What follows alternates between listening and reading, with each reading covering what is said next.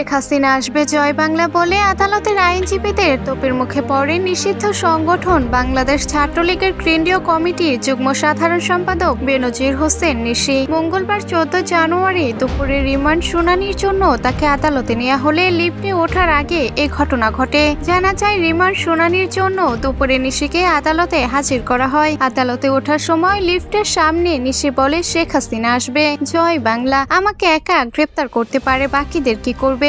এরপরই লিফটের সামনে থাকা আইনজীবীদের তোপের মুখে পড়েন নিষিদ্ধ সংগঠনটির এ নেত্রী। লিফটে উঠতে তাকে বাধা দেন আইনজীবীরা। পরে তাকে আদালতে 9 তলায় হাঁটিয়ে নেওয়া হয়। শুনানি শেষে আসামির পক্ষের আইনজীবীরা বেনজির হোসেন নিশিকে মারধর করা হয়েছে বলে অভিযোগ করেন। তবে মারধরের কোনো ঘটনা ঘটেনি বলে জানান পুলিশ সদস্যরা।